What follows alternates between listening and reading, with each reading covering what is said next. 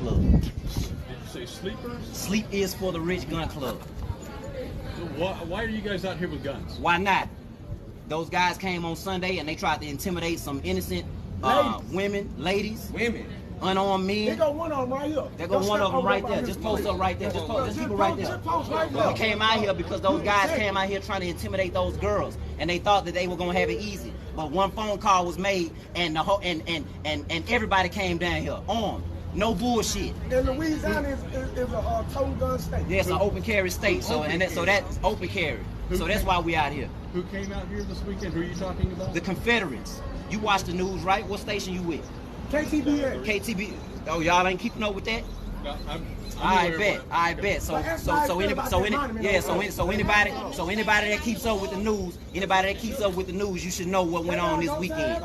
You should know. Don't start paying attention whenever we respond to stuff.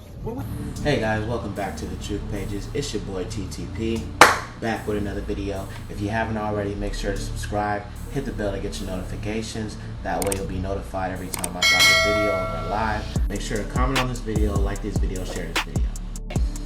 Oh boy, so let's talk about it. So that first video that I played for you guys were a group of, Black Lives Matter supporters, and as you can see, they had guns, okay? And the dude is basically alluding to the fact that any person that gets in their way is gonna be taken out just like that. And you know what? I'm gonna tell you this. Black Lives Matter is literally being pushed by the alphabet people and feminists. That's who's really behind BLM. And if you don't believe me, I can show you a video where Ellen DeGeneres is basically on live crying about, I support Black Lives Matter. Let's take a look at the video. Well, I can't show you the actual video, but I have the audio. Let's take a look. So, I have been posting my thoughts and my stance on this, but I haven't spoken directly because I don't know what to say. I am so sad and I am so angry, and I know I'm not going to say the right thing. I know that there are going to be a lot of people who are going to be in disagreement with what I say, but I have a platform and I have a voice, and I have always stood for equality. I have always wanted to be the voice for people who felt like they didn't have a voice, because I know what that feels like. And maybe you don't agree with how it's coming out, but you have to understand it, and then we can heal it. I'm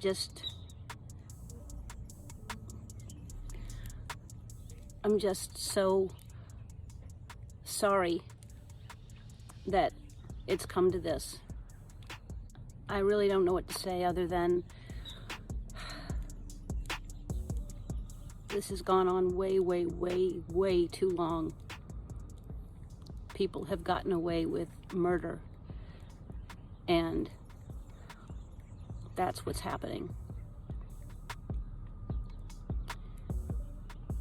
So we've got to see fairness, and we've got to see justice for all, because right now this is not a fair world. Not at all. I don't know if it will ever be completely fair, but we have a long way to go to even get close to being fair. And if you don't understand this, then you have never felt like you weren't heard or you weren't equal. But if you've ever felt that, magnify it and see what's happening. And let's send a whole bunch of love out there and try to find some peace and some communication in this. Oh, look at Ellen trying to give a tearful apology. That's what I'm trying to get you guys to understand here. This woman is obviously from the alphabet community, okay? She is standing with them because that's what she's supposed to do, to continue to bring division and chaos. She plays a part in this. Let's take a look at some of her pro-Black Lives Matter tweets. I support the protesters who are exercising their rights and standing up against the horrible injustices that black people in America face every day. Black Lives Matter. Here's another one of her tweets. Like so many of you, I am angry and I am sad. People of color in this country have faced injustice for far too long. For things to change, things must change. We must commit ourselves to this change with conviction and with love. No, Ellen, that's bull pucky.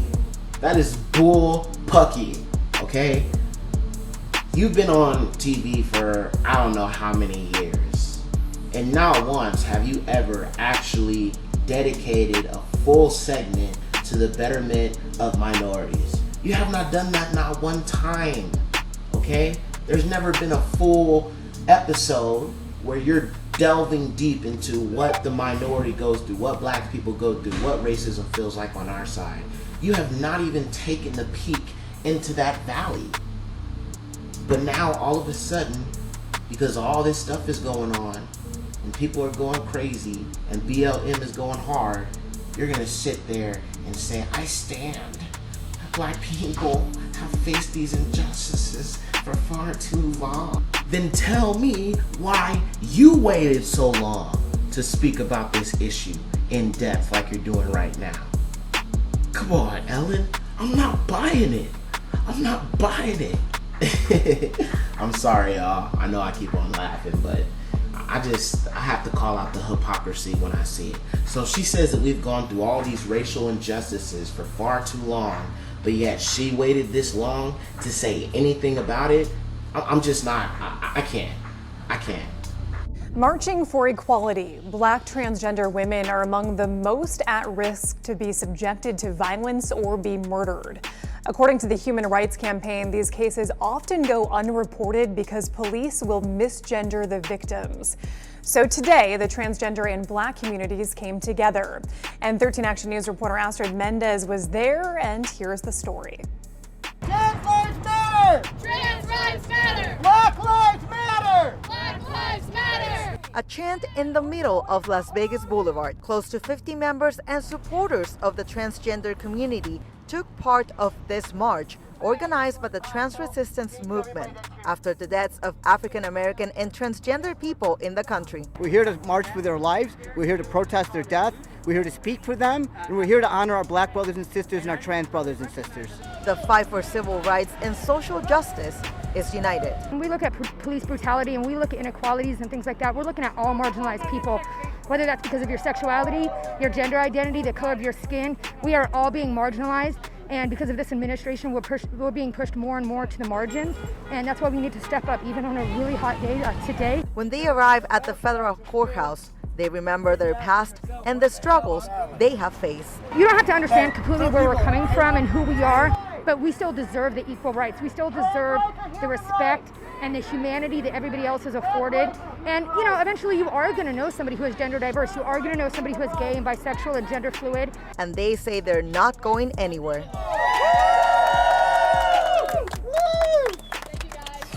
In celebration of Pride Month, there will be a virtual Pride happy hour on Tuesday. That's from 6 to 7 p.m. with Silver State Equality. That event is free, and we have the link to RSVP online at ktnv.com. So please understand, guys, who is really behind this, okay? These people are being funded. These people that are the Black Lives Matter that we are seeing, that is pulling and knocking over statues and all this other stuff, they are the provocateurs. They are paid by George Soros to do these things to provoke others to do the same thing as well.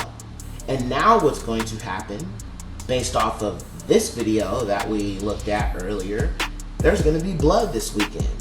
There's going to be blood 4th of July weekend. And it's all so convenient that it would happen on the 4th of July, which is something that a lot of blacks don't celebrate. They celebrate Juneteenth, not 4th of July. So that just tells me that this was very strategic. This wasn't just, the puppet masters pumping this stuff out at a certain time. No, it was all strategic. Okay, BLM is doing everything that they are paid to do, and they are succeeding in this effort. And now there will be blood. It's gonna look like Red Wedding this weekend. And I would advise everyone that's watching this video to stay home. Stay home the whole weekend. I'm not kidding, guys. This is serious. This is terribly serious. Let's move on. Now, the next thing I want to show you guys is a clip of one of the officers that was involved with George Floyd's death. He wasn't the one that put the knee on him, but the guy that was there, one of the officers that did nothing. A girl recognized him in a superstore and she started pressing him. Check it out. What's your name? Oh, yeah, that's me. It is you. So you're out of prison. Yes. And you're comfortably shopping in Cub Foods as if you didn't do anything. I wouldn't call it comfortably. I would just say getting necessities or helping. I don't think you should have that right. I don't even think you should be out on bail. I can understand I mean, how does it feel? I'm sorry you feel that way. No, you're not sorry. Like, you're literally outside here comfortably as if you didn't kill that man. Did you think that people weren't going to recognize you? Honestly, did you? You don't have the right to be here. You killed somebody in cold blood. You do not have the right to be here. I'll get my stuff paid for. No, we don't want you to get your stuff. We want you to be locked up. You're honestly in Cub Foods comfortably shopping out of prison. Like, do you feel any remorse for what you did? Do you? I'm just gonna grab my stuff. This is the officer who was let out of jail today for shooting George Floyd. Or, I'm sorry, suffocating him. You're not gonna be able to comfortably go around Minnesota like this. I pulled up the picture, I knew it was you. It's just like, he was there when they were killing him. And it's just like, this is crazy that you're here just thinking everything's okay. I mean, you don't want to apologize, you don't want to say anything, like, no? Because this video is going to be on the internet. Yeah, he has the nerve to literally come outside thinking that we don't know what he looks like. How dare you? You're not going to be able to comfortably live in Minnesota after this, or anywhere. And you will be going back to jail. Trust. Trust. Yeah, he bailed out. How'd you get the money? How'd you get the money? And you're lucky that they don't have your address. You're lucky that they don't have your address. Hi. This is one of the police officers that was involved in killing George Floyd.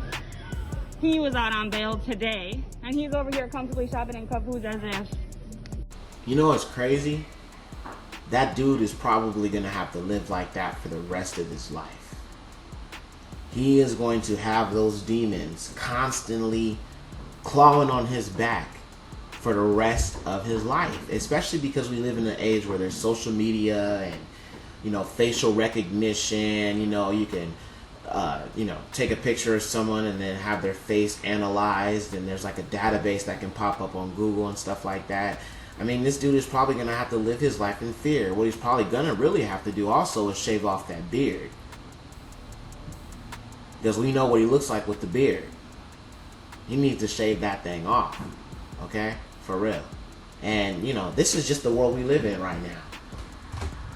I mean, I believe that the police will be defunded because of things like this. You know, officers will feel like they're going to just walk off the job instead of dealing with what this guy's dealing with right here. I mean, this is totally out of control. And it's getting worse and worse and worse. And Black Lives Matter is making sure that there is blood this weekend. It's crazy. Let's move on. So look, I just want you guys to understand in totality that Black Lives Matter is really being funded and supported and backed by the alphabet community. And this is an ongoing agenda. Now, I don't know what's going to happen, but my theory is that this will continue.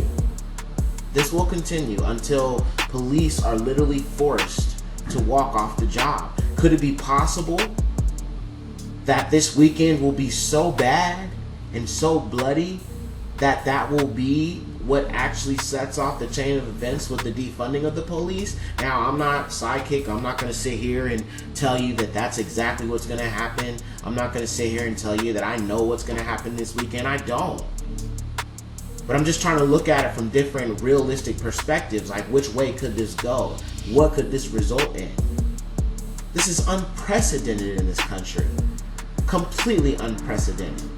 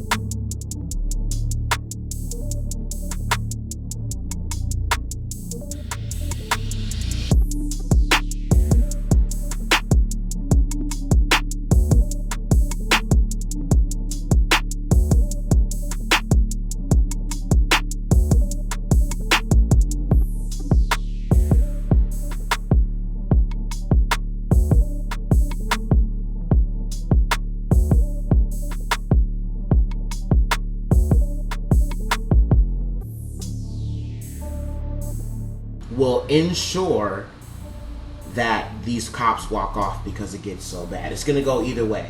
Either the police will be defunded or they will walk off the job because their lives are at too great a risk. And then once that happens, then comes the next phase of the plan. The second wave of the C word and the new police. I feel like this could possibly, the defunding of the police could tie into robotics and AI and 5G, movies like RoboCop, where there's no longer human officers, it's all AI, and 5G will be powered by the AI. So this could go in many different scenarios. I'm just trying to kind of open up my thoughts of how this could all play out, and it could really go either way. I mean, it could come back. I have a few theories. Is if the police get defunded, or if they all walk off, it could go to the way of maybe the police becoming more militarized, so a new militarized police can emerge. It could also possibly be that the police will be completely done away with and there will be robotics that come into play. Synthoids, digitally enhanced robots that are cops, just like in the movie RoboCop. I mean, I know it's a fictional movie, but with all the technology and all the implications of what this world is going through and what we're seeing worldwide, not just here in America, there are a lot of scenarios that could play out in the very near future, especially when we talk about defunding the police, which is another move by BLM to bring about this next phase of either militarized police or the release of 5G and RoboCop like synthoids policing the people. Where could it go? We don't know. We'll have to see how it plays out. But I do believe that this defunding the police thing is the key to the next phase of what we are seeing unravel right before our eyes. This is literally just an intermission. There is a second phase of this emerging new world order to bring more chaos. We haven't even scratched the surface yet. Let's continue. So these celebrities are going to get behind Black Lives Matter. They're going to support Black Lives Matter because, as many times as I've always said, that is literally what these celebrities are used for. They use them to push agendas. They use them to influence people to do what they want them to do. And that is all part of this. Take a look at these videos of different celebrities speaking out and supporting Black Lives Matter. This moment is different than all the others because we saw it. Oprah Winfrey is one of a host of stars opening up about the killing of George Floyd by police. She and best friend Gayle King shared their thoughts in a deep conversation as part of Oprah's 2020 Vision Tour. Thank God for the videotape. Listen, if there wasn't a videotape, in the Central Park case, in this case, in the Ahmaud Arbery case, people say, well, it's better. Racism isn't better. Racism still exists. It's just now on video. And I think that's why it's painful, actually. And you can't forget because you are not supposed to forget. And you cannot just let yourself be outraged. In this moment of your outrage, the next time you see an injustice and you turn and pretend that you didn't see it, then you are a part of the problem. So you take your outrage and you use it. You take your outrage and you use it to work to dismantle the constructs of the injustice. I know this is black and white, and this was clearly race when I look at this, and anybody with two eyes sees race too, but it should be about the humanity of all of us. We're broken and we're disgusted. We cannot normalize this pain. Beyonce took to Instagram to honor Floyd, saying he is all of our family and humanity. The Grammy winner is asking her millions of fans to take action by signing petitions for change, one of which hit nearly 12 million signatures. Meanwhile, her former Destiny's Child bandmate Kelly Rowland shared her emotional reaction during an interview with E.T. Yesterday I was just mad, like red mad. And then last night it was like tough to sleep. I'm happy that it's actually bothering us to the way it is now, because that's when action happens.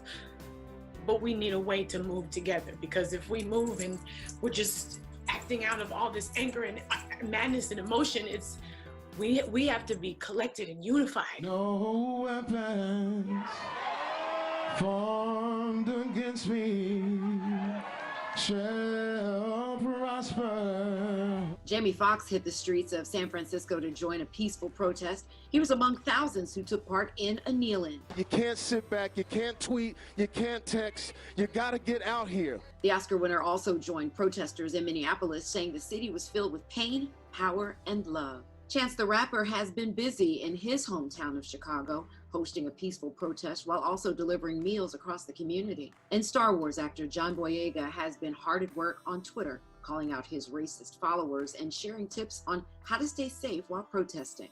Former SNL star Leslie Jones has also been using Twitter to connect with people, sharing a strong message that the only way to make change is to get out and vote. So as hard as you guys are going and protesting, I pray to the good Lord that y'all go this hard when it's time to vote. Y'all gotta know I'm pissed too. I understand the frustration, but we gotta change the system. Former NBA star Steven Jackson grew up with George Floyd and shared his thoughts with NBC's Craig Melvin on the Today Show. How will George's name live forever? A lot of police brutality has gone on. Change is gonna start with George Floyd. America, you don't want us pulling the you on you. And Jay-Z teamed up with families, activists, and attorneys to take out a full-page ad in newspapers across the country in dedication to Floyd. The ad features a passage from a speech Dr. Martin Luther King Jr. made in Selma in 1965. And finally, in a moving moment that has been viewed millions of times, Keke Palmer was out with protesters in Hollywood when she asked the National Guard to march with her. March with us. March beside us. You get your people. Y'all march beside us. March beside us.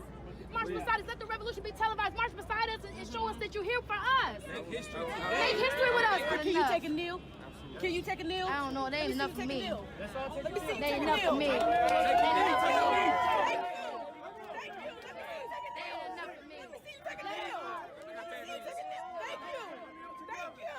Now, the last thing I want to show you guys before I close out this video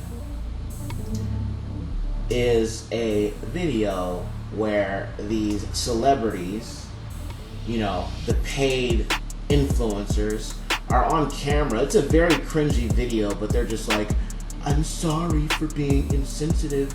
I'm sorry, you know, just basically playing right into the narrative of, oh, I'm white, I'm sorry, apology tour. It's just totally cringy, but obviously they were reading from the script. And that's what I mean by the elite. They use the celebrities to influence you.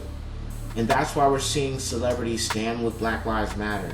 That's why we're seeing celebrities say, I'm sorry for making racially insensitive remarks and crying on camera and these little apology tours. It's all part of the plan. It's all part of the race war. It's all part of the racial division. It's all about the chaos. It all plays in to their game at the very end. Let's take a look at this very cringy video. I take responsibility. I take responsibility. I take responsibility. I take responsibility for every unchecked moment. For every time it was easier to ignore than to call it out for what it was. Every not so funny joke. Every unfair stereotype. Every blatant injustice, no matter how big or small. Every time I remained silent. Every time I explained away police brutality. Or turned a blind eye. I take responsibility. Black people are being slaughtered in the streets, killed in their own homes. These are our brothers and sisters, Our friends, our family. We are done watching them die. We are no longer bystanders. We will not be idle. Enough is enough. I will no longer allow an unchecked moment. I will no longer allow racist, hurtful words, jokes, stereotypes, no matter how big or small, to be uttered in my presence. I will not turn a blind eye. And killer cops must be prosecuted. They are murderers. We can turn the tide. It is time to take responsibility. Call out hate, step up, and take action. I think I cringed so hard watching that video that I popped like 6 blood vessels all over my body. That's actually an understatement of how much I cringed. I contorted my body. I felt bugs crawling underneath my skin. This story is not substantive. I will give you that. I will give you that, but I had to talk about it. I had to talk about it today. It was like the video that was released of other celebrities singing Imagine about the coronavirus pandemic. It's just self-congratulatory. It's meaningless. It's making it about themselves. I mean, how many times did you hear those white celebs say I? And just like that Imagine video, when Kristen Wiig was in it, a little part of me died because obviously I love her, but like Julianne Moore, Stanley Tucci, Ilana Glazer from Broad City, just why? And you guys are supposed to be like the best actors around, and yet it's so obvious that you're acting when you're talking about this. Like, they can't even sell it. They can't even sell the acting that they're doing for the video, and it just becomes, it comes off as so preening. It's a joint venture with the NAACP, but okay, I still think it's a bad venture. What bugs me is that there was a story last night about the Washington, D.C. mayor, who I think endorsed Mike Bloomberg, by the way, so this gives you a little sense of her. She painted Black Lives Matter on the street so it could be seen from space, and cool, but she also just said she's not going to reconsider police funding at all. At all. Won't even consider it. So these are the kinds of symbolic gestures that get people to feel warm and cozy like they're doing something when they actually, it does nothing at all. It does nothing at all. I want substantive change to end systemic racism and police brutality. And I know they're just celebrities and I know they don't have any actual power, but just like, donate $1 million to a bail fund. They might have done that. They might have done that. And I understand that their heart is in the right place. But honestly, I think the average person watches that video and thinks like that is embarrassing. And now I'm say someone was on the fence to the movement and they watched that video. Do you think that's gonna bring them over? Do you think any Black person watched that video and thought, wow, I really appreciate them talking about themselves in this historic moment, these rich celebrities from their homes? No. And it's like this age of social media activism where people make it about themselves, and so there is the perception that something is being done when nothing is being done, and that's what I want to avoid. I want something done. People want substantive legislative change, not this. You see this right here? You see that? This is what you call propaganda. Using celebrities to influence the general population, the general public. That's exactly what they're doing. This is propaganda. It's just like when Hitler was in power in Germany and the children that were to join his militia were forced to watch Disney cartoons that supported Nazi propaganda. The kids were very young and they were being fed this information. Let me just show you real quick.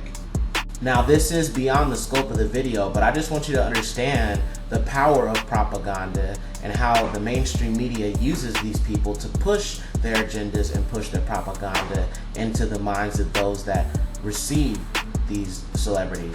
But let me just show you real quick. It's a short cartoon where in the 1940s, this cartoon was released to basically teach children how to accept and embrace Nazi propaganda. Let's just take a quick look.